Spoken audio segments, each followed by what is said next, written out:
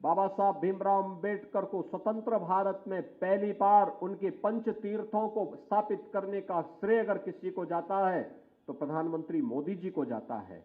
और आज प्रधानमंत्री मोदी जी की प्रेरणा से इसी लखनऊ में अंबेडकर महासभा के आह्वान पर, उनकी मांग पर हम लोग ये इंटरनेशनल सेंटर की स्थापना का कार्य कर रहे हैं, जहां पर ऑडिटोरियम भी होगा, लाइब्रेरी भी होगी, छात्रों के लिए वहां पर छात्रावास भी होगा, अतिथि गृह भी होगा और बाबा साहब अंबेडकर का भव्य स्मारक भी होगा, जो उनके जीवन के विभिन्न पक्षों को वहां पर चित्रित करते हुए संविधान की ओरिजिनल प्रति भी होगी। ये जो ढोंग कर रहे हैं ना संविधान की प्रति दिखा दिखा करके, ये वह प्रति दिखा रहे हैं जो इन्होंने उस बाबा साहब भीमराव अंबेडकर की मूल संविधान पर कुठाराघात करके उसकी हत्या करने का प्रयास किया था।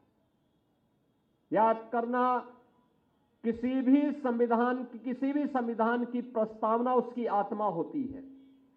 आत्मा, हमारी आत्मा अगर शरीर से हट गई तो शरीर मृत होता है। और बाबा साहब भीमराव अंबेडकर के संविधान के साथ यही कृत्य कांग्रेस ने किया था 1975 में, जब देश के अंदर उन्होंने इमरजेंसी लागू की थी। यह अपमान था बाबा साहब भीमराव अंबेडकर का, संविधान के विशेषज्ञों का, संविधान निर्माताओं का।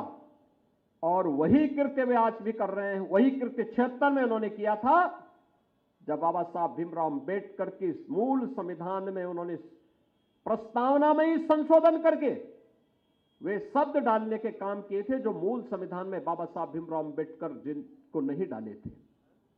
और इसलिए बहनों और भाइयों, ये जो ढोंग कर रहे हैं लोग, इन लोगों के वास्तविक चेहरे को जनता के सामने, देश के सामने प्रस्तुत किए जाने की आवश्यकता है।